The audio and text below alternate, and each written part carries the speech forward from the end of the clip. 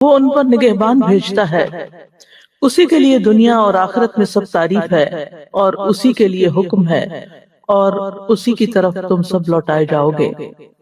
اللہم صلی علی محمد وعلی آل محمد کما صلیت علی ابراہیم وعلی آل ابراہیم انک حمید مجید۔ اللہم بارک علی محمد وعلی آل محمد کما بارکت علی ابراہیم وعلی آل ابراہیم انک حمید مجید۔ پچھلے ہفتے ہم نے دشمن کے شر سے بچنے کی دعائیں پڑھی تھی۔ انسان کے دشمنوں میں سے سب سے بڑا دشمن شیطان ہے، جو پیدائش کے وقت سے لے کر موت تک اس کے ساتھ دشمنی کرتا ہے۔ جب انسان پیدا ہوتا ہے تو وہ اس کو چھو کر رلاتا ہے، اور جب انسان کی جان نکل رہی ہوتی ہے تو وہ اس کے سامنے آ کر اس کو بہکانے کی کوشش کرتا ہے، گمراہ کرتا ہے۔ یہ وہ دشمن ہے جو کسی قیمت پر بھی دوستی نہیں کرتا اور کسی قیمت پر بھی انسان کا پیچھا نہیں چھوڑتا۔ لیکن اللہ سبحانہ تعالیٰ نے ہمیں اس دشمن کے حوالے نہیں کیا۔ اس سے بچنے کے لیے، اس سے حفاظت کے لیے ہمیں دعائیں سکھا دی، قرآن مجید میں بھی اور سنت رسول صلی اللہ علیہ وسلم میں بھی۔ اللہ سبحانہ تعالیٰ نے اس دنیا کو پیدا کیا اور اپنی حکمت کی بنا پر اس میں شر بھی پیدا کیا، اور شر کا سب سے بڑا منبع اور سرچشمہ اور اس کی بنیاد اور اس کے اسباب میں سب سے بڑا سبب شیطان مردود ہے۔ اس کے پیدا کرنے میں اللہ کی عظیم حکمتیں ہیں، اور اس کے ذریعے انسانوں کی آزمائش کی گئی ہے۔ اللہ سبحانہ تعالیٰ نے قرآن مجید میں اس کی دشمنی کی بھی خبر دی، اور یہ بھی کہ انسان کے لیے وہ ایک امتحان ہے۔ ان الشیطان للانسان عدو مبین، بے شک شیطان انسان کا کھلا دشمن ہے۔ سورۃ فاطر میں آتا ہے ان الشیطان لکم عدو فاتخذوہ عدوا، بے شک شیطان تمہارا دشمن ہے، اسے دشمن ہی سمجھو۔ انما یدعو حزبہ لیکونوا من اصحاب السعیر، وہ تو اپنے گروہ والوں کو صرف اس لیے بلاتا ہے تاکہ وہ بھڑکتی ہوئی آگ والوں میں شامل ہو جائیں۔ شیطان چھپا ہوا دشمن ہے۔ اللہ تعالیٰ فرماتے ہیں انہ یراکم ہوا وقبیلہ من حیث لا ترونہم، بے شک وہ تمہیں اور اس کا قبیلہ تمہیں اس طرح دیکھتا ہے جہاں سے تم انہیں نہیں دیکھ سکتے۔ شیطان کی دشمنی کا آغاز اسی وقت ہو گیا تھا جب اللہ تعالیٰ نے آدم علیہ السلام کو پیدا کیا اور پھر انہیں سجدہ کرنے کا حکم دیا، اور قیامت تک بنی آدم کا دشمن ہی رہے گا، کیونکہ اس نے اللہ سبحانہ تعالیٰ سے کہا تھا قال رب فانظرنی الی یوم یبعثون قال فانک من المنظرین، اے میرے رب مجھے اس دن تک کے لیے مہلت دے جس میں یہ اٹھائے جائیں گے۔ فرمایا بے شک تو ان لوگوں میں سے ہے جنہیں مہلت دے دی گئی، الی یوم الوقت المعلوم، مقرر وقت کے دن تک۔ اس وقت اس نے کہا تھا قال فبعزتک لاغوینہم اجمعین الا عبادک منہم المخلصین، کہ تیری عزت کی قسم میں نے ضرور بضرور سب کو گمراہ کروں گا مگر ان میں سے جو تیرے چنے ہوئے بندے ہیں وہ بچ جائیں گے۔ تو شیطان انسان کا دشمن ہے، اور وہ مسلسل انسان کو حق کے راستے سے روکتا رہتا ہے اور غلط رستوں کی طرف بلاتا ہے اور ان کو مزین کر کے دکھاتا ہے۔ انسان کو اپنی زندگی میں مختلف طرح کے تجربات پیش آتے رہتے ہیں شیطان سے، جن میں شیطان انسان کو بہکاتا ہے، اور اس میں سب سے پہلا کام وہ یہ کرتا ہے کہ وہ اس کی سوچ کو منفی کرتا ہے، اس کی سوچ کو صحیح رخ سے ہٹا کر غلط رخ پہ ڈال دیتا ہے۔ کبھی انسان کے اندر فخر کا جذبہ پیدا کر دیتا ہے، کبھی اس کو سرکشی پہ آمادہ کرتا ہے، کبھی اس کے اندر غصہ بھڑکاتا ہے، اور اسی طرح مختلف مواقع پر کبھی انسان کے اندر حسد، بغض، کینہ، انتقام، خیانت، بے اعترافی، انانیت اور اس طرح کے دیگر جذبات کو پیدا کر کے انسان کو جنت کے راستے سے ہٹا کے دوزخ کے راستے کی طرف لے جاتا ہے۔ انسان ویسے تو شیطان کے مقابلے میں کمزور ہے، لیکن اللہ کی مدد اگر انسان کے ساتھ ہو تو شیطان اس کے سامنے کچھ بھی نہیں۔ اللہ کی مدد کے ساتھ انسان شیطان پر قابو پا لیتا ہے۔ اس لیے انسان کو ہر وقت چوکنا بھی رہنا چاہیے کہ شیطان اس پر غالب نہ آئے، اور اس کے ساتھ ساتھ جو ہی کوئی برا خیال آئے، کوئی منفی خیال آئے، تو فوراً تعوذ کے کلمات پڑھ کر اللہ تعالیٰ سے مدد لے.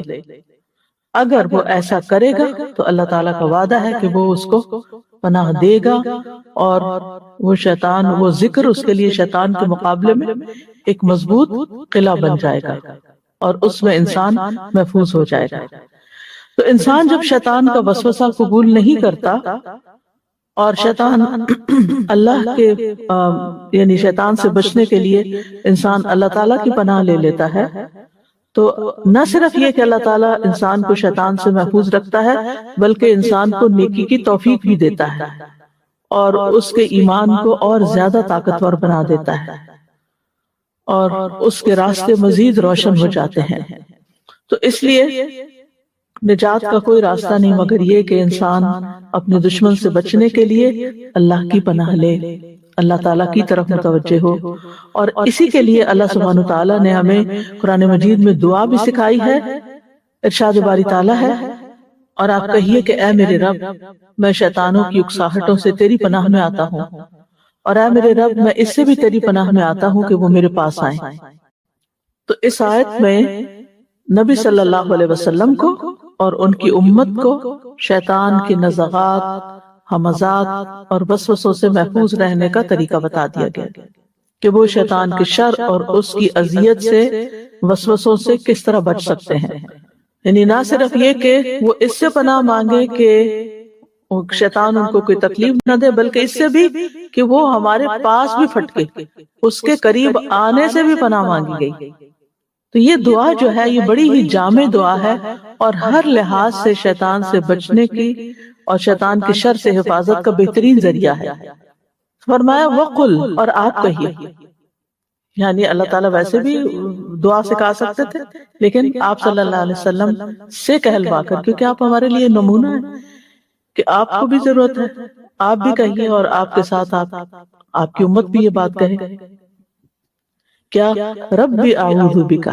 ربی، رب جو ہے وہ اللہ تعالیٰ کے ناموں میں سے ایک نام ہے جس کا معنی ہے تربیت کرنے والا. وہ آقا جو پیدا کرنے والا بھی ہے اور اس کائنات کا انتظام کرنے والا بھی ہے، مدبر بھی ہے اور اس کا انتظام کرنے والا اور اس کی تدبیر کرنے والا.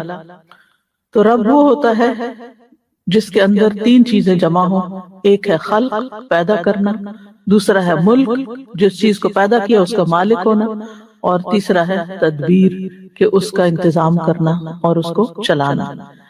تو یہاں اللہ سبحانہ وتعالیٰ کے اس نام کے ساتھ یعنی اس کے وسیلے سے دعا کی جا رہی ہے کہ یا رب، پیدا بھی تو نے کیا، مالک بھی تو ہے، اور سارے کام تیرے ہی حکم سے ہوتے ہیں، لہٰذا ہم تیری ہی پناہ لیتے ہیں کہ ہمیں تو شیطان سے بچا لے.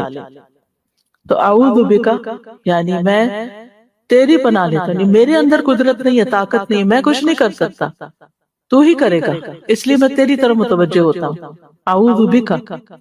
اور تعوذ جو ہے، اعوذ جو ہے اس کا مطلب ہوتا ہے پناہ لینا، پناہ مانگنا.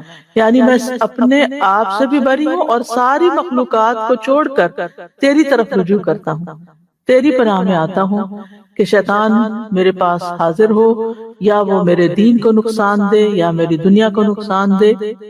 تو اے اللہ، میں تیرے ذریعے تحفظ چاہتا ہوں اور حفاظت چاہتا ہوں، پناہ چاہتا ہوں کہ شیطان مجھے کچھ نقصان دے. انسان کو جب کسی کا خوف ہوتا ہے تو پھر کیا کرتا ہے؟ تھوڑا سا امیجن کریں کہ کبھی کبھی خواب میں آپ دیکھتے ہیں کہ کوئی جانور آپ کے پیچھے لگ گیا، وہ شیطان ہی ہوتا ہے ایک طرح سے. تو آپ کیا کر رہے ہوتے ہیں خواب میں؟ بھاگ رہے ہوتے ہیں. تو بھاگتے بھاگتے آپ دیکھتے ہیں کہ کوئی دروازہ کھلا ہو تو آپ اس کے اندر گھس جائیں، اور پھر آپ اس دروازے کو چٹکنی لگا دیں، اور آپ اگر وہ اس کے اندر چٹکنی نہیں تو آپ اس کو زور دے کے بند کر رہے ہوتے ہیں کہ کوئی بلا اندر نہ آئے. آپ یہ سمجھے کہ یہی شیطان تھا کہ جو ہر وقت آپ کے پیچھے لگا ہوا ہے، لیکن ہمیں نظر نہیں آتا تو ہم اس سے ڈرتے بھی نہیں، اور پھر ہم اس سے بچنے کے لیے کوئی پناہ بھی نہیں لیتے. تو ظاہری جو شر نظر آتے ہیں ہمیں، مثلا پانی آ رہا ہماری طرف، ہم کیا کرتے ہیں؟ پیچھے ہٹ جاتے، کسی چیز پہ چڑھ جاتے ہیں اگر زیادہ ہو. آپ دیکھیے آج کل جہاں سیلاب آ رہے ہیں، لوگ اپنی چھتوں پہ چڑھ جاتے ہیں، اور 2 دن 3 دن بعد لوگ کراچی جیسے شہر میں چھتوں پر کیا کہیں ٹنگے رہے ہیں یا پریشان رہے ہیں کہ نیچے پانی ہی پانی ہے، تو انہوں نے کیا کیا، اوپر کی فلور پہ پناہ لی ہوئی ہے نیچے کے پانی سے بچنے کے لیے، تو یہ ہوتی ہے پناہ۔ اب شیطان ایک دشمن ہے، اس سے بچنے کے لیے ہم اللہ تعالیٰ کے حوالے اپنے آپ کو کر رہے ہیں، اس کی حفاظت طلب کر رہے ہیں اور اس کے ذکر کے ذریعے ایک محفوظ قلعے میں جا رہے ہیں۔ تو اللہ ہی مضبوط سہارا ہے، آتا نا وَمَن يَعْتَصِم بِاللَّهِ فَقَدْ هُدِيَ إِلَىٰ صِرَاطٍ مُسْتَقِيمٍ۔ اور کس چیز سے بچنے کے لیے؟ من ہمزات الشیاطین، شیطان کے ہمزات سے۔ ہمزات جو ہے یہ حمزہ کی جمع ہے، ہا والا حمزہ نہیں جو نام رکھتے ہیں، یہ گول ہا ہے۔ عربی زبان میں اس کا مطلب ہوتا ہے کسی کو کچوکا مارنا یا دھکیلنا یا انگلی چبھونا یا پریشر دینا۔ اسی سے مہماز، لوہے کی وہ سلاخ ہوتی ہے، مہمیز لگانا، آپ نے سنا ہوگا لفظ، بہت پیور اردو میں ہوتا ہے مہمیز لگانا، جو جانور پر سوار شخص کے پاس ہوتی ہے اور وہ کیا کرتا ہے کہ اس کے ذریعے اس کو کچوکا لگاتا ہے۔ کبھی آپ گھوڑے پہ سوار ہوئے ہوں یا ٹانگے پہ سوار ہوئے ہوں تو آپ نے دیکھا ہوگا کہ اس چلانے والے کے پاس ایک چھانٹا سا ہوتا ہے جس کے ذریعے وہ اس کو، ہاں، تاکہ وہ آگے چلے، چابک بھی کہتے ہیں اس کو۔ لیکن یہ مہماز جو ہے یہ تھوڑی سی چیز سخت ہے، لوہے کی سلاخ ہے، ٹھیک ہے، وہ لکڑی کی ہوتی ہے چابک وغیرہ یا لیدر کا ہوتا ہے۔ تو گھوڑ سوار جب گھوڑے پہ سوار ہو کر کسی چیز کے ساتھ یا اپنی ایڑی کے ساتھ، ایڑ لگانا پڑا آپ نے کبھی؟ ایڑ لگایا، دوڑانے کے لیے ایڑ لگاتے ہیں، تو ایڑی کے ساتھ یا پھر یوں مارتا ہے اس کو، یا پھر کسی سلاخ کے ساتھ اس کے پیٹ پہ کچوکے لگاتا ہے تاکہ گھوڑا تیز بھاگے۔ تو اس طرح پھر وہ تیز بھاگنے لگتا ہے، تو اسی سے یہ لفظ حمزہ ہے، حمزات، شیطان کے کچوکے۔ شیطان بنی آدم کو کچوکے لگاتا ہے، پیدا ہوتے ہی کچوکے لگاتا ہے تاکہ وہ شر کی طرف آگے بڑھے۔ اسی لیے علماء کہتے ہیں کہ ہر وہ چیز جو آپ کو کسی ایسے کام پر ابھارے جس میں خیر نہ ہو تو وہ شیطان کی طرف سے۔ یعنی اگر آپ کو کسی بھی ایسی چیز کے کرنے کا شوق پیدا ہو رہا ہے جس میں کوئی خیر نہیں، تو یہ دراصل شیطان نے آپ کو اس کی طرف پش کیا ہوا ہے، اس نے آپ کو یہ چیز یعنی ادھر آپ کو ڈال دیا ہے کہ یہ کرو یہ کرو یہ کرو، اس کو خوشنما بنا دیا، اس کا خیال بار بار آپ کے دل میں ڈالا۔ اب دیکھیں یہ زندگی بڑی قیمتی ہے، یہ وقت بھی بڑا قیمتی ہے، اس کو ہم گنوا نہیں سکتے۔ وقت کہتے ہیں ٹائم از منی، تو ہم کام پہ ہوتے ہیں تو ہمیں ٹائم منی نظر آ رہا ہوتا ہے، لیکن جہاں ٹائم کی عوض ہمیں کچھ پیسے نہیں مل رہے ہوتے تو ہم بعض اوقات ریلیکس کرنے کے بہانے اور کسی اور بالکل لغویات میں، بیکار کی باتوں میں اور فضول چیزوں میں اپنے آپ کو مصروف کر دیتے ہیں، اور ہم کہتے ہیں ہم ریلیکس ہے، می ٹائم ہے، میں جو چاہوں کروں۔ کبھی کچھ لگا کے دیکھنے لگتے ہیں جس کے دیکھنے کا کوئی فائدہ نہیں، کوئی فائدہ نہیں۔ ہر بیکار، بے فائدہ یا غلط چیز کی طرف اور وقت ٹائم ویسٹنگ کی طرف شیطان لے جاتا ہے، تو یہ اس کے ہمزات ہوتے ہیں۔ یعنی بیسیکلی ہمزات کو آپ دوسرے لفظوں میں وسوسے کہہ لیجئے یا وہ خیالات کہہ لیجئے جو وہ اندر ڈالتا ہے اور پھر ریپیٹڈلی ڈالتا ہے، ایک دفعہ نہیں، بار بار بار بار بار بار۔ اور اسی طرح یعنی کہ بیکار کاموں کی طرف بھی لے جاتا ہے اور ممنوع چیزوں کی طرف بھی لے جاتا ہے۔ اسی لیے نبی صلی اللہ علیہ وسلم کو یہ سکھایا گیا کہ رب اعوذ بک من ہمزات الشیاطین واعوذ بک رب ان یحضرون۔ تو ابن عباس کہتے ہیں کہ یہ شیطان کے کچوکے ہیں، ہمزات۔ حسن بصری کہتے ہیں کہ یہ اس کے وسوسے ہیں۔ مجاہد کہتے ہیں یہ اس کا پھونک مارنا ہے، اور اہل معانی کہتے ہیں کہ یہ ان کا بہکا کر نافرمانیوں کی طرف دھکیلنا ہے۔ جیسے گھوڑے کو ایڑ لگائی جاتی کہ دوڑے ہو صرف، تو اسی طرح شیطان بھی پیچھا کرتا رہتا ہے انسان کا تاکہ نافرمانی کی طرف چلے جائے۔ اور پھر یہاں آپ دیکھیے آیت میں من ہمزات الشیاطین کہا گیا، شیطان نہیں کہا گیا۔ ایک نہیں کئی ایک ہے، بہت سارے ہیں، اور حمز جو ہے یہ شدید طریقے سے یا سختی کے ساتھ دھکیلنا، یعنی ایسا نہیں کہ تھوڑی سی کسی کو پش کیا، نہیں، لگے رہے پیچھے لگے رہے حتیٰ کہ انسان اس طرف چل ہی پڑے۔ تو یہ کیا ہے دراصل یہ کچوکے کہ انسان اللہ کی یاد سے پھر جائے، اللہ کی عبادت سے پھر جائے، حتیٰ کہ وہ عبادت میں بھی ہو تو وہ کچھ اور ہی سوچ رہا ہو، اس کے خیالات کو اچک لیتا ہے بالکل وداؤٹ فزیکل پین۔ تو ملا علی القاری کہتے ہیں کہ اس کا معنی ہے کہ اے اللہ، شیطان کے وسوسوں سے، اس کے بہکانے سے، اس کے قدموں سے، اس کے خطرات سے اور اس کی تزیین سے اور اس کے گمراہ کرنے سے مجھے محفوظ رکھ، یعنی برائی کو خوبصورت بنا کے جو پیش کرتا ہے، تزیین، زینت، کیونکہ وہی گمراہ کرنے کا سبب ہے اور بہکانے کا۔ اور یہاں حمزات جمع لایا گیا ہے، اس سے یہ پتہ چلتا ہے کہ یہ بہت زیادہ وسوسے بہت زیادہ ہوتے ہیں، اس کے وسپرز ایک آدمی ہوتے ہیں، وہ کنٹینیوسلی ہوتے ہیں۔ اور پھر نبی صلی اللہ علیہ وسلم شیطان کے ہر طرح کے شر سے پناہ مانگتے تھے، جس میں آپ پڑھتے تھے اعوذ باللہ من الشیطان الرجیم من ہمزہ ونفخہ ونفثہ، اور پھر ان کی بھی آگے مزید وضاحت ہے۔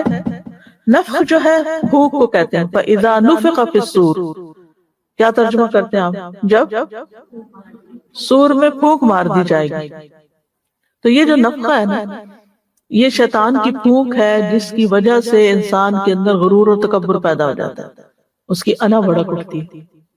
انسان جیسے دم کرتا ہے نا، آپ تو پھونک مارتے ہیں نا، تو اسی طرح شیطان بھی پھونک مارتے ہیں انسان کے اوپر، اور جب وہ ایسی پھونک مارتے ہیں کہ جس سے انسان کو انسان اپنے یعنی سیلف سے کہتے ہیں نا کہ سیلف پریز یا اپنی ذات کا شدائی ہو جاتا ہے، یعنی خود غرض، سیلفش کہہ لیں، سیلف سینٹرڈ، سیلفش، یعنی اس کو پھر کسی کی پرواہ نہیں ہوتی، کسی کی اس کو کسی کا احساس نہیں ہوتا، کسی کی اس کو کوئی کسی کے لیے وہ کچھ نہیں کر پاتا، اس کو بس اپنا ہی اپنا آپ ہوتا ہے۔ اسی لیے آپ دیکھیں کہ ایسے لوگ جو سیلف سینٹرڈ ہوتے ہیں نا، وہ لوگوں کو تو بڑی بڑی باتیں کر لیں گے، لیکن اگر آپ ان کو چھوٹی سی بھی کوئی نصیحت کر لیں تو بھڑک اٹھتے ہیں، قبول کرنے کو تیار نہیں ہوتے۔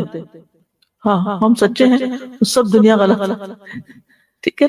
تو دوسروں سے کچھ نہیں سننا چاہتے، کیونکہ ان کے اندر شیطان نے اتنا کبر اور اتنا غرور بھر دیا ہوا ہے، دے آر فل، اور اپنے بارے میں ایسا خیال رکھتے ہیں کہ جیسے وہ ہر نصیحت سے بالا ہے، کہ انہیں کوئی کچھ نہ کہے۔ اور نفخ وہ پھونک ہوتی ہے جس میں تھوڑی سی، جس میں لعاب بھی شامل ہوتا ہے، ہلکی، جس میں تھوڑا سا منہ کے اندر سے پانی سا بھی ساتھ شامل ہو جاتا ہے۔ تو بعض اوقات وہ صرف خالی پھونک مارتا ہے اور بعض اوقات وہ نفخ بھی ہوتا ہے اس کا۔ اسی لیے جب اس کا توڑ کیا جاتا ہے، تو جب دم کیا جاتا ہے تو دم میں ایک تو خالی پھونک ماری جاتی ہے، اور بعض اوقات ایسی پھونک بھی ماری جاتی ہے کہ جس میں تھوڑا سا لعاب بھی شامل ہو جائے۔ اور پھر شیطان جو ہے وہ انسان کے شریانوں میں، انسان کے خون کے اندر دوڑ رہا ہوتا ہے، اور یعنی کہ پوری طرح پھر اس کو کنٹرول کرنے کی کوشش کرتا ہے، کہ اس کے دماغ کو بھی، اس کے دل کو بھی، اس کے اعضاء کو بھی۔ اور لیکن جب انسان اللہ کا ذکر کرتا ہے تو پھر وہ بھاگ جاتا ہے۔ وسوسہ اسی وقت ڈالتا ہے جب انسان غافل ہوتا ہے۔ اب یہ جو وسوسہ ڈالتا ہے، اس میں سب سے پہلا اٹیک وہ انسان کے ایمان پہ کرتا ہے۔ اگر کسی کے پاس ایمان ہے تو وہ ایمان پہ اٹیک کرے گا، اور اس میں آپ دیکھیے کہ خاص طور پہ عقائد کے اندر غلط فہمیاں پیدا کرنا، اللہ سبحانہ وتعالیٰ کی ذات کو کوسچن کرنا، اور اس طرح کے اس کے اندر وسوسے پیدا کرنا کہ انسان اپنے دین کے بارے میں ہی ڈاؤٹ فل ہو جائے، اللہ کے وجود کے بارے میں، اللہ کی صفات کے بارے میں، اللہ کی قدرت کے بارے میں، اللہ کی تقدیر کے بارے میں وسوسے، جس کی وجہ سے انسان کے اندر نہ پھر عبادت کا ذوق رہتا ہے، اور نہ ہی کوئی اور نیک کام کرنا وہ یکسوئی سے کر سکتا ہے۔ پھر اسی طرح یہ ہے کہ جب اس کو اس پہ قدرت نہیں ہوتی کہ اس کو شرک کی طرف لے جائے یا کفر کی طرف لے جائے، تو پھر وہ اس کو نافرمانیوں پہ اکساتا ہے۔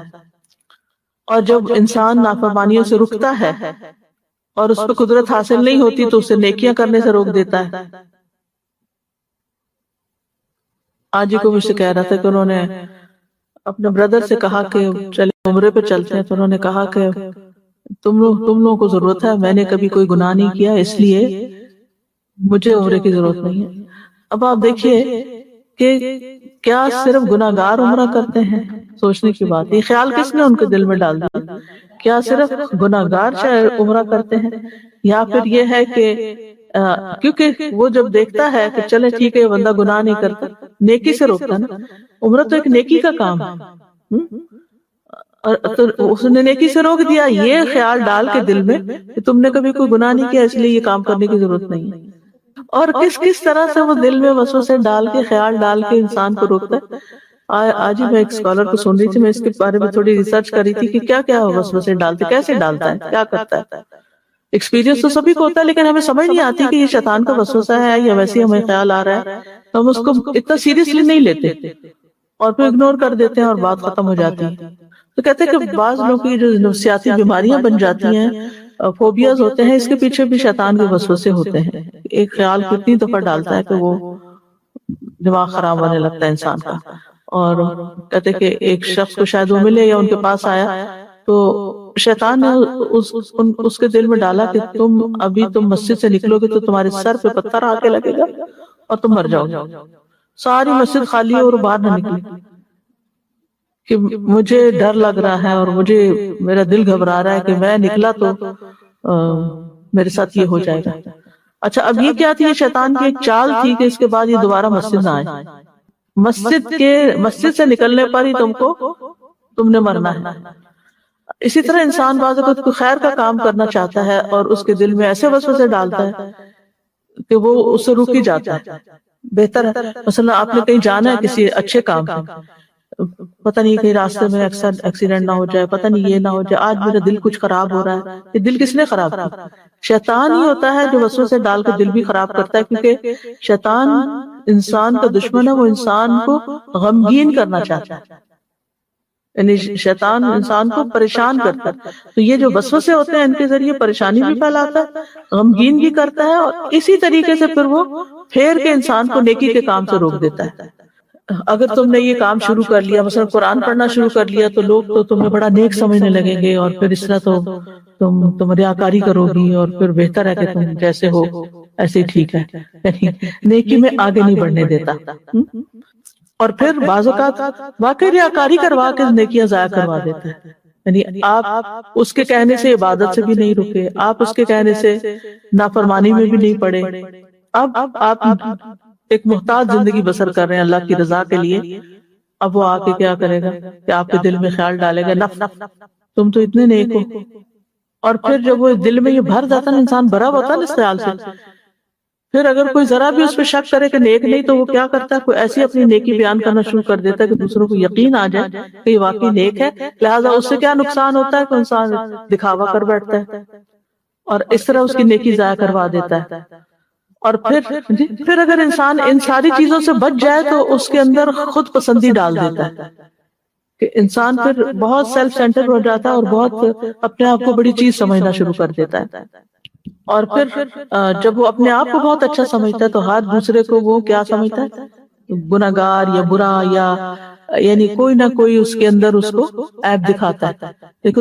دیکھو وہ فلاں ایسے کر رہا تم تو ایسے نہیں، فلاں یہ کر رہا تم ایسے نہیں، فلاں ایسے کر رہا تم ایسے نہیں۔ لہذا نتیجہ کیا ہوتا ہے کہ انسان ہر ایک کو برا سمجھتا ہے اور اپنے آپ کو نیک سمجھتا ہے، لہذا نیکی کے رسم رکاوٹ بن جاتی ہے چیز۔ جب الٹ ہوتا ہے نا اس کے، کہ انسان سوچتا ہے کہ سارے مجھ سے اچھے ہیں اور میری نیکیاں کم ہیں، تو پھر اس کا کیا نتیجہ ہوتا ہے؟ نیکیوں میں وہ دوڑ لگتی ہے کیونکہ سارے آگے نکلے جا رہے ہیں، میں پیچھے رہ گیا ہوں۔ اور اگر وائس ورسا ہو کہ سارے ہی گناہ گار ہیں اور میں نیک ہوں، تو پھر آپ آگے نہیں بڑھتے۔ آپ کچھ کہنا چاہتے ہیں؟ تو یہاں پر شیاطین کا لفظ استعمال ہوا ہے، اور شیطان کا لفظ جو ہے نا یہ شطنہ سے مشتق ہے۔ شطنہ کا معنی ہوتا ہے تو دور چلے جانا، یعنی اپنے فسق و فجور کی وجہ سے ہر خیر کے کام سے دور ہے وہ۔ وَأَعُوذُ بِكَ رَبِّ أَن يَحْضُرُونِ، اور اے میرے رب میں تیری پناہ چاہتا ہوں کہ ان میں سے کوئی میرے دینی یا دنیاوی معاملے میں میرے پاس بھی آئے، تو ہی مجھے بچانے پہ قادر ہے۔ تو شیطان جو ہے انسان کے ہر کام میں انٹرفیئر کرتا ہے، کھانا ہو، پینا ہو، سونا ہو، گھر سے نکلنا ہو، گھر میں واپس لوٹنا ہو، کسی سے میل ملاقات ہو، یعنی ہر چیز کے اندر اس نے مداخلت کرنی ہے۔ اور ان میں سے سب سے خاص موقع جس پہ شیطان بہت زیادہ توجہ کرتا ہے وہ موت کا وقت ہے، کہ ساری زندگی تو میرے قابو نہیں آیا، جاتے جاتے اس کو بہکا دوں۔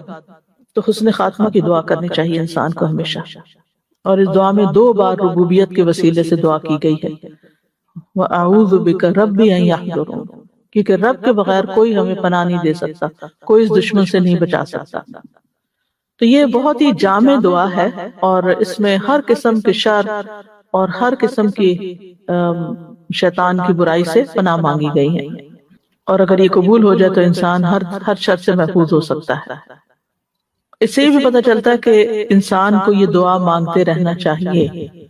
رسول اللہ صلی اللہ علیہ وسلم نے فرمایا، اللہ تعالیٰ فرماتا ہے میرا بندہ اگر مجھ سے مانگتا ہے تو میں اسے دیتا ہوں، اور اگر وہ کسی دشمن یا شیطان سے میری پناہ مانگتا تو میں اسے محفوظ رکھتا ہوں۔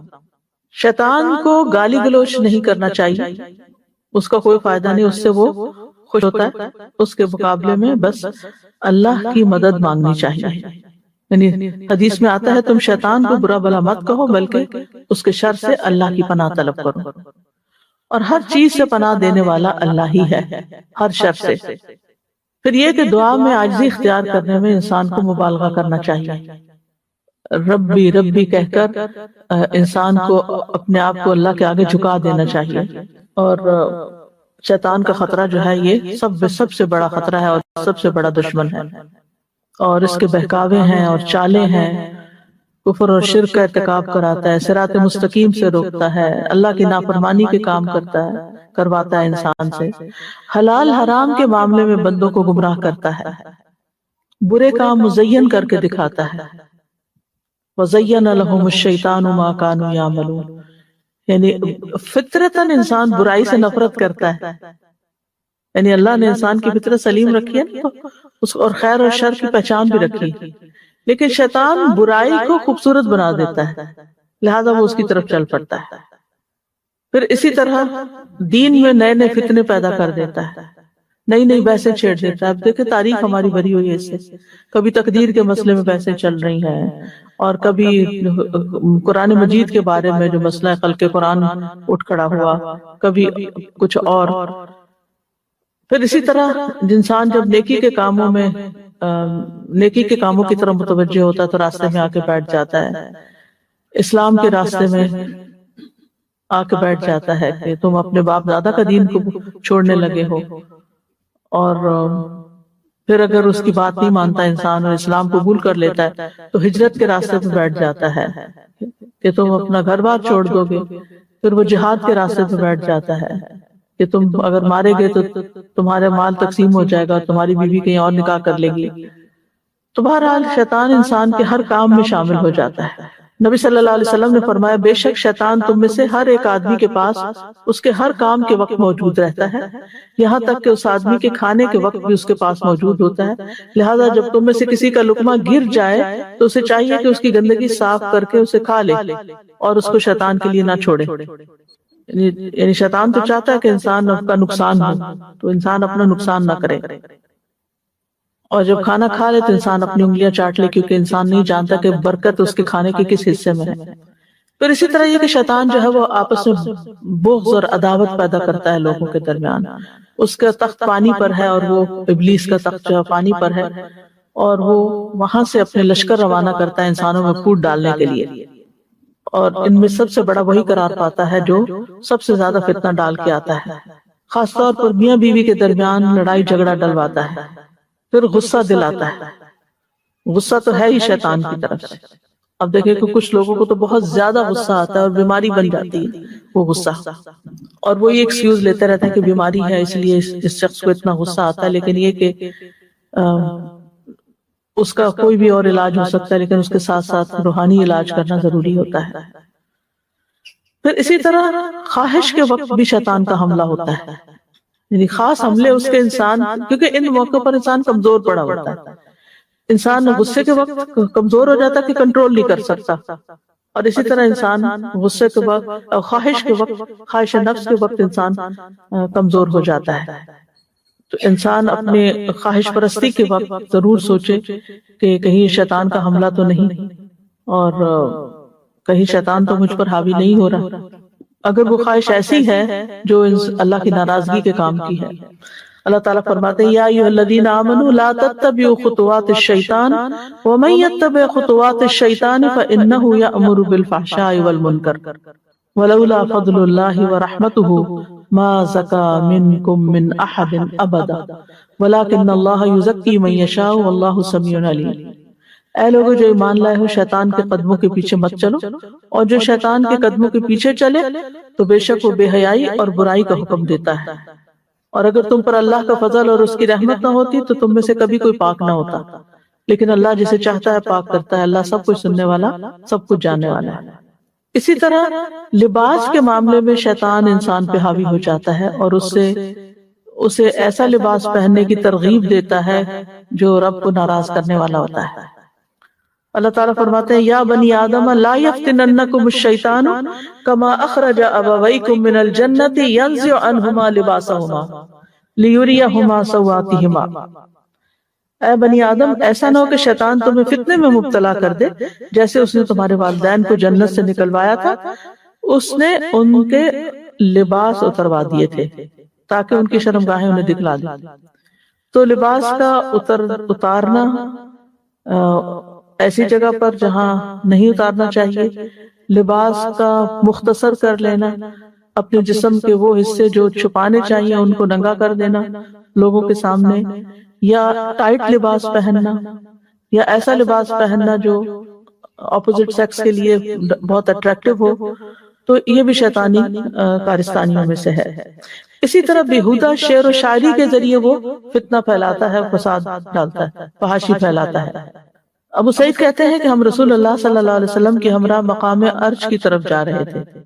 ایک شاعر سے شعر پڑھتے ہوئے سامنا ہو گیا تو رسول اللہ صلی اللہ علیہ وسلم نے فرمایا شیطان کو پکڑو یا شیطان کو روکو، بہت شعر پڑھ رہا ہوگا. آدمی کا پیٹ پیپ سے بھر جائے، یہ اس کے لیے زیادہ بہتر ہے کہ وہ شعر کے ساتھ بھرے، یعنی ایسے فضول شعر یا ایسے سانگز یا ایسی چیزیں یاد کر لے کہ جو فحاشی پر مبنی ہو. پھر اسی طرح فضول خرچی کرواتا ہے، یعنی مال کو غلط راستے پر ضائع کرواتا ہے. کیونکہ انسان کیا چاہتا ہے کہ انسان بہت محنت سے مال کماتا ہے اور محنت سے کمایا ہوا مال وہ رائے گاں کرواتا ہے. اللہ تعالیٰ فرماتے ہیں وَآتِ ذَا الْقُرْبَى حَقَّهُ وَالْمِسْكِينَ وَابْنَ السَّبِيلِ وَلَا تُبَذِّرْ تَبْذِيرًا إِنَّ الْمُبَذِّرِينَ كَانُوا إِخْوَانَ الشَّيَاطِينِ وَكَانَ الشَّيْطَانُ لِرَبِّهِ كَفُورًا. اور رشتہ دار کو اس کا حق دو، اور مسکین اور مسافر کو حق دو، اور فضول خرچی نہ کرو، کیونکہ فضول خرچی کرنے والے شیطانوں کے بھائی ہیں اور شیطان اپنے رب کا ناشکرا ہے. پھر شیطان کا ایک کام ہے سستی اور کسل مندی پیدا کرنا، جیسے نماز میں جمائیاں لینا. نبی صلی اللہ علیہ وسلم نے فرمایا نماز میں جمائی آنا شیطان کی طرف سے، لہذا جب تم میں سے کسی کو جمائی آئے تو جہاں تک ہوئے اس کو روکے، جہاں تک ہو سکے اس کو روکے. پھر اللہ کا ذکر بھلوا دینا، استحوذ علیہم الشیطان فانساہم ذکر اللہ، شیطان ان پہ غالب آ گیا سو اس نے انہیں اللہ کی یاد بھلا دی. کھانے سے پہلے بسم اللہ بھلوا دینا. حذیفہ کہتے ہیں ہم نبی صلی اللہ علیہ وسلم کے ساتھ کھانے میں حاضر ہوتے، ہم تب تک کھانے میں ہاتھ نہ ڈالتے جب تک رسول اللہ صلی اللہ علیہ وسلم کھانے میں اپنا ہاتھ ڈالنے سے آغاز نہ کرتے. ایک مرتبہ ہم آپ کے ساتھ کھانے میں شریک ہوئے کہ ایک چھوٹی سی بچی آئی، گویا اسے دھکیلا جا رہا تھا. اس نے آگے بڑھ کر اپنا ہاتھ کھانے میں ڈالنا چاہا تو رسول اللہ صلی اللہ علیہ وسلم نے اس کا ہاتھ پکڑ لیا. پھر ایک بدوی آیا، گویا کہ اسے بھی دھکیلا جا رہا تھا، آپ نے اس کا ہاتھ بھی پکڑ لیا. پھر فرمایا بے شک جس کھانے پر اللہ کا نام نہ لیا گیا وہ شیطان اسے اپنے لیے حلال سمجھتا ہے. شیطان اس بچی کو لایا کہ وہ اپنے لیے کھانا حلال کرے تو میں نے بچی کا ہاتھ پکڑ لیا. شیطان اس بدوی کو لایا کہ اس کے ذریعے اپنا کھانا حلال کرے تو میں نے اس کا بھی ہاتھ پکڑ لیا. اس ذات کی قسم جس کے ہاتھ میں میری جان ہے، شیطان کا ہاتھ اس بچی کے ہاتھ کے ساتھ میرے ہاتھ میں ہے کہ میں نے اس کو پکڑا ہوا ہے. آپ نے دیکھا ہوگا بچے، آپ کھانا لگا کے رکھتے، بچے کھیلتے ہوئے آتے، بھاگتے دوڑتے، اور آ کے اس میں سے کچھ لیا بغیر بسم اللہ پڑھے، منہ میں ڈالا یا نہ ڈالا، چل دیے، اچکتے ہیں کھانا اس طرح کچھ نہ کچھ. آپ ان کو سمجھائیں کھانا لینا ہے یا کوئی چیز لینی، بسم اللہ پڑھیں اور لے لیں، بسم اللہ کے بغیر نہ لیں۔ اسی طرح نعمتوں پہ مغرور ہونا، فخر کرنا، بندوں پہ تکبر کرنا۔ سفیان الثوری کہتے ہیں جب آپ صدقہ کرنے یا کسی نیکی کرنے کا یا کسی نیک عمل کرنے کا ارادہ کریں تو اس کام کو فوراً شروع کر لیں، اس سے پہلے کہ آپ کے اور اس کام میں شیطان حائل ہو جائے، اور بسم اللہ پڑھ کے شروع کر لیں تاکہ پھر شیطان کا دخل نہ آئے اس میں۔ تو شیطان سے بچنے کے لیے پھر سب سے زیادہ تو اللہ کی طرف رجوع کرنا، توحید، ایک اللہ کی طرف رجوع اور اس پہ توکل۔ وہب بن منبہ کہتے ہیں شیطان کے لیے سمجھدار مومن کی تدبیر سے زیادہ پہاڑ کو چٹان چٹان کر کے اور پتھر پتھر کر کے ختم کرنا زیادہ آسان ہے۔ یعنی شیطان کے لیے سمجھدار مومن کی تدبیر جو ہے اس کو وہ ختم نہیں کر سکتا، اس کے مقابلے میں پہاڑ توڑ لے، ٹکڑے ٹکڑے کر دے، وہ اس کے لیے آسان ہے۔ سمجھدار مومن یعنی شیطان کی شر سے اس طرح بچتا ہے اللہ کی حفاظت کے ساتھ، کیونکہ جب کوئی شخص مومن، عاقل اور سمجھدار ہو تو وہ شیطان کے لیے پہاڑ سے بھی زیادہ بھاری اور لوہے سے زیادہ سخت ہے۔ رسول اللہ صلی اللہ علیہ وسلم نے فرمایا مومن اپنے شیطان کو اس طرح تھکا دیتا ہے جس طرح تم میں سے ایک آدمی سفر میں اپنے اونٹ کو تھکا دیتا ہے، وہ تھک جاتا ہے، مومن اس کو اپنے اوپر غالب نہیں آنے دیتا۔ اس کے لیے کیا ہے؟ نیک اعمال اور عبادت کو لازم کر لینا اور برائیوں سے بچنا، کثرت سے اللہ کا ذکر کرنا۔ حدیث میں آتا ہے جب تک بندہ اللہ کے ذکر میں مصروف رہتا ہے شیطان کے حملوں سے محفوظ ایک مضبوط قلعے میں ہوتا ہے۔ ابن قیم کہتے ہیں ذکر کرنے والا قلعے میں ہوتا ہے، ذکر کے قلعے میں ہوتا ہے، جب وہ غافل ہوتا ہے تو قلعے کو کھول دیتا ہے تو دشمن اس میں داخل ہو جاتا ہے، یا تو وہ دل میں ہی ٹھہر جاتا ہے یا دل سے نکالنا مشکل ہو جاتا ہے۔ کیونکہ ایک دفعہ آپ غفلت میں پڑتے ہیں نا، پھر سستی، اور اچھا ابھی کر لیتے ہیں، کر لیں گے، ہو جائے گا، اور اچھا بھلے نیکی کے کام کو اتنی تاخیر سے کرتے ہیں۔ نماز کا ہی دیکھ لیں، اگر آپ وقت پہ پڑھ لیں تو پڑھ لیں، اور اگر آپ تاخیر کرنا شروع کر دیں تو بنا لیتے ہیں یہ وجہ ہے وہ وجہ ہے، یہ اس طرح میں زیادہ یہ کام ختم کر لوں نا پھر زیادہ اچھی نماز پڑھوں۔ جب آپ تھک ہی جاتے ہیں سارے کام ختم کرتے تو پھر اچھی کہاں سے؟ اسی طرح قرآن کو تھامنا شیطان کی گمراہیوں سے بچانے کا ذریعہ ہے۔ دن کی ابتدا 3 کاموں سے کرنا، اٹھتے ہی اللہ کا ذکر، پھر وضو اور پھر نماز۔ تو رات کو شیطان جو گرہیں 3 لگاتا وہ تینوں کھل جاتی۔ اٹھتے ہی ناک جھاڑنا وضو کرتے ہوئے۔ نبی صلی اللہ علیہ وسلم نے فرمایا جب تم میں سے کوئی اپنی نیند سے بیدار ہو کر وضو کرے تو 3 مرتبہ ناک میں پانی ڈال کر جھاڑے، کیونکہ شیطان نے اس کی ناک کے باندھے میں رات گزاری۔ پھر ہر کام سے پہلے بسم اللہ پڑھنا۔ رسول اللہ صلی اللہ علیہ وسلم نے فرمایا جب آدمی اپنے گھر میں داخل ہوتا ہے تو وہ داخل ہوتے وقت اور کھانا کھاتے وقت اللہ کا نام لیتا ہے تو شیطان کہتا ہے آج تمہارے لیے اس گھر میں نہ رات گزارنے کی جگہ ہے نہ شام کا کھانا۔ اور جب وہ اپنے گھر میں داخل ہوتے وقت اللہ کا نام نہیں لیتا تو شیطان کہتا ہے تم نے رات گزارنے کی جگہ پا لی، اور کھانا کھاتے وقت نام نہیں لیتا تو کہتا ہے تم نے رات گزارنے کی جگہ اور شام کا کھانا بھی پا لیا۔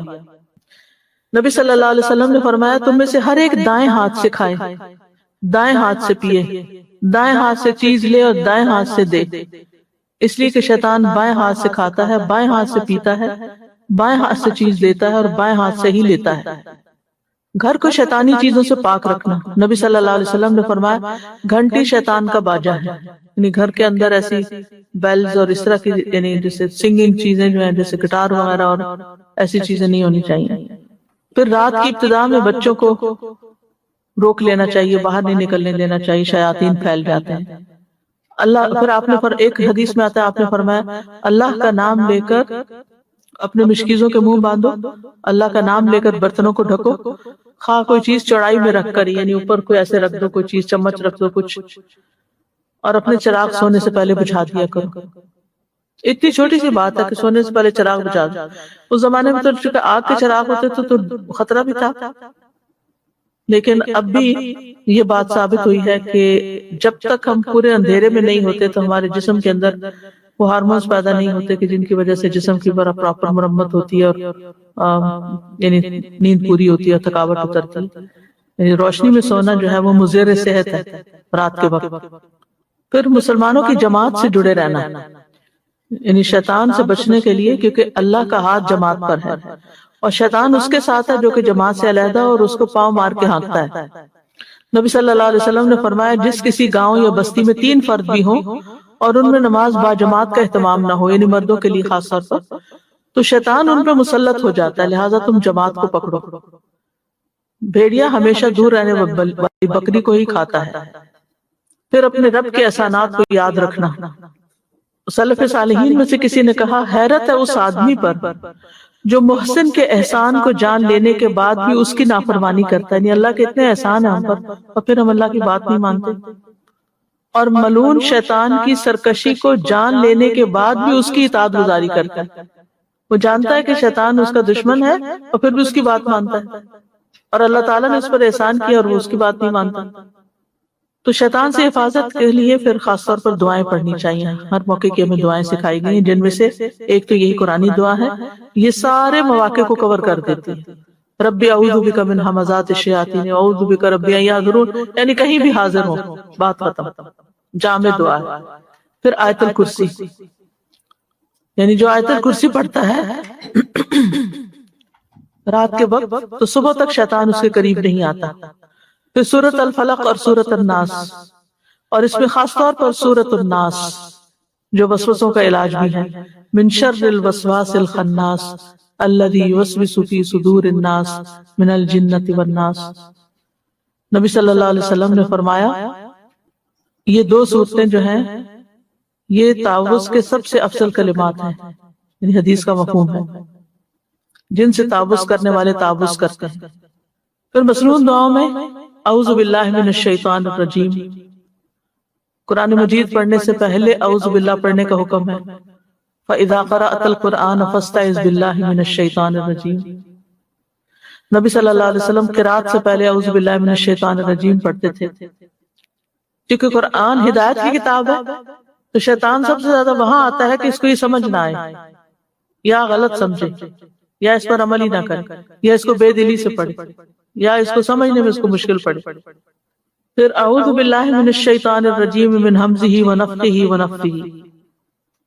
نبی صلی اللہ علیہ وسلم جب نماز کے لیے کھڑے ہوتے تو پہلے دعائے استفتاح پڑھتے، جیسے سبحانک اللہم وبحمدک وتبارک اسمک، یا اور جو دعائے استفتاح ہے۔ اس کے بعد پڑھتے اعوذ باللہ من الشیطان الرجیم من ہمزہ ونفخہ ونفثہ، پھر بسم اللہ الرحمن الرحیم اور سورۃ الفاتحہ۔ پھر خاص طور پر جو لوگ شیطانی وسوسوں کا شکار ہوتے ہیں تو ان کو ضرور یہ دعائیں پڑھنی چاہیے۔ رسول اللہ صلی اللہ علیہ وسلم نے فرمایا شیطان تم میں سے کسی کے پاس آتا ہے اور اس سے کہتا ہے یہ کس نے پیدا کیا، یہ کس نے پیدا کیا، حتیٰ کہ سوال کرنے لگتا ہے کہ تیرے رب کو کس نے پیدا کیا۔ تو یہ تو ہر ایک کے ذہن میں یہ سوال ڈالتا ہے نا، لہٰذا جب یہاں تک نوبت پہنچ جائے تو اسے اللہ کی پناہ میں آنا چاہیے اور شیطانی خیال کو چھوڑ دینا چاہیے۔ پھر نماز میں وسوسے ڈالتا ہے، اذان ہوتی ہے تو بھاگ جاتا ہے، پھر نماز شروع ہوتی ہے پھر آ جاتا ہے، پھر منفی خیالات پیدا کرتا ہے، دوسروں کے بارے میں بدگمان کرتا ہے۔ تو وسوسوں کے علاج میں سب سے پہلے اللہ کی پناہ مانگیں۔ سورۃ الاعراف میں آتا ہے وَإِمَّا يَنزَغَنَّكَ مِنَ الشَّيْطَانِ نَزْغٌ فَاسْتَعِذْ بِاللَّهِ إِنَّهُ سَمِيعٌ عَلِيمٌ، اور اگر کبھی شیطان کی طرف سے تجھے کوئی اکساہٹ ابھار دے تو اللہ کی پناہ طلب کر، بے شک وہ سب کچھ سننے والا سب کچھ جاننے والا۔ کبھی ایسا ہوتا ہے نا آپ اریٹیٹڈ ہوتے ہیں اور بغیر کسی وجہ کے ہوتے ہیں، جو آپ سے بات کرے اسی کو آپ پڑ جاتے ہیں، دوسرے کو سمجھ نہیں آتی کیا ہوا، میرا کیا قصور ہے اس میں، وجہ کچھ اور بھی ہوتی ہے، اور بعض اوقات کو خاص وجہ نہیں ہوتی، شیطان برے برے خیال ڈال کے انسان کے اندر ایسی کیفیت پیدا کر دیتا ہے بے چینی۔ تو یاد رکھیے کہ وسوسہ جب تک دل میں ہے تو پکڑ نہیں ہے، اگر ایگزیکیوٹ کرنے لگ گئے یا اس کے کوئی ری ایکشن شو کیا یا زبان پہ لا کے بولا تو پھر پکڑ ہے۔ نبی صلی اللہ علیہ وسلم نے فرمایا بے شک اللہ نے میری امت کی ان باتوں سے درگزر فرمایا ہے جو دل میں اپنے آپ سے کریں، جب تک وہ ان کو زبان پر نہ لائے اور ان پر عمل نہ کریں تو اللہ تعالیٰ اسے درگزر کرتا ہے۔ ایک آدمی نبی صلی اللہ علیہ وسلم کی خدمت میں آیا اور کہنے لگا اللہ کے رسول ہمارے دل میں کچھ خیالات آتے ہیں، اور وہ اشارے کنایے سے کچھ اس طرح کہہ رہا تھا کہ ان خیالات کو زبان پر لانے کی بجائے کوئلہ ہو جانا اس سے زیادہ پسند ہے اس کو۔ تو آپ نے فرمایا اللہ اکبر اللہ اکبر اللہ اکبر، الحمدللہ الذی رد کیدہ الی الوسوسہ، حمد اس اللہ کی جس نے ابلیس کے مکر کو وسوسے کی طرف لٹا دیا. یعنی ابلیس ہمارے لیے اور کچھ نہیں، ہمارے اوپر مسلط نہیں ہو سکتا مگر یہ کہ دل میں اس کو اتنی چھٹی دے دی گئی کہ وہ دل میں وسوسہ ڈال دے. جب وسوسہ آئے تو اعوذ باللہ پڑھیں، اپنے دل پہ چھٹکاریں. خاص طور پر اگر نماز میں 3 دفعہ تعوذ پڑھ کے 3 دفعہ بائیں جانب چھٹکاریں، یعنی اعوذ باللہ السمیع العلیم من الشیطان الرجیم من نفخہ ونفثہ وہمزہ پڑھ کے پھر اعوذ باللہ السمیع العلیم من الشیطان الرجیم من ہمزہ ونفخہ ونفثہ، پہلے حمز آتا ہے پھر نفث آخر میں آتا ہے.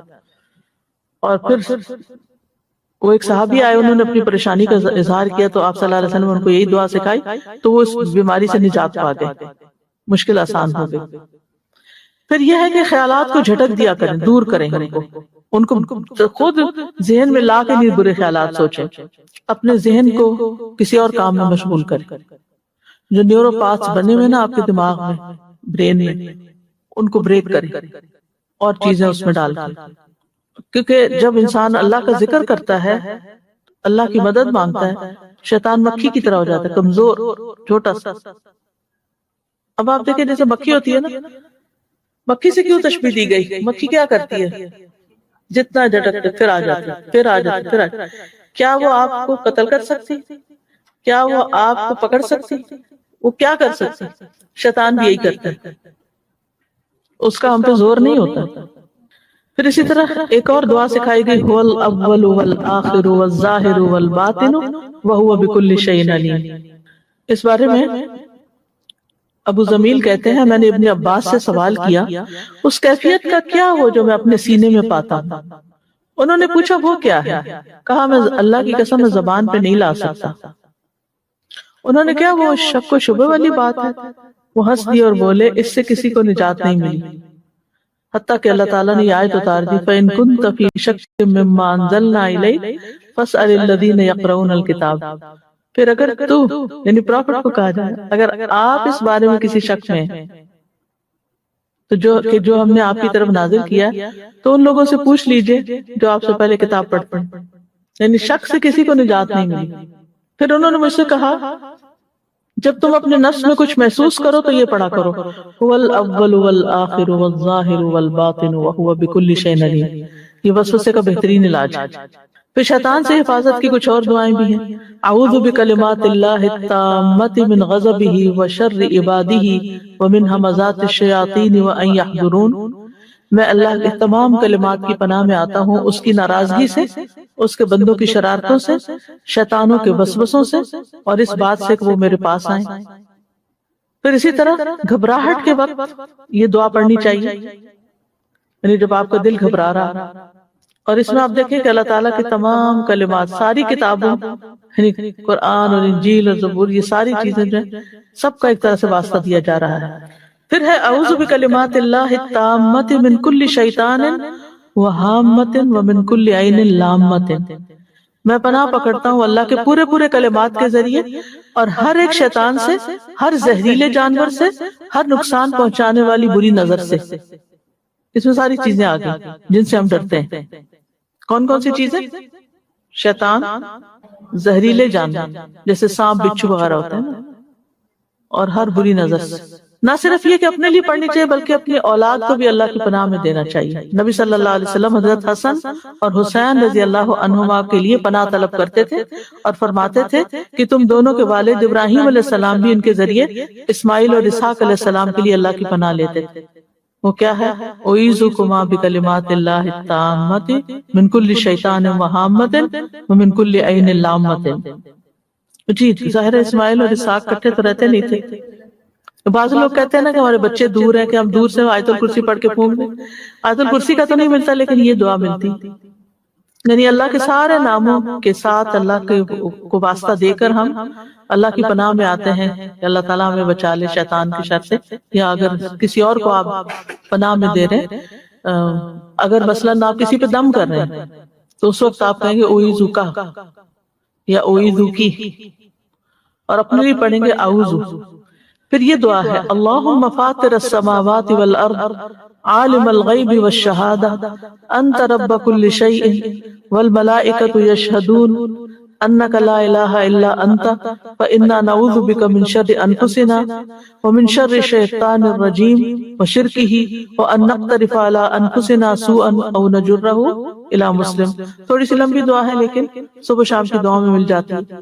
اے اللہ آسمانوں اور زمین کو پیدا کرنے والے، مخفی اور ظاہر چیزوں کے جاننے والے، تو ہر چیز کا رب ہے اور فرشتے گواہی دیتے ہیں کہ بے شک تیرے سوا کوئی معبود نہیں.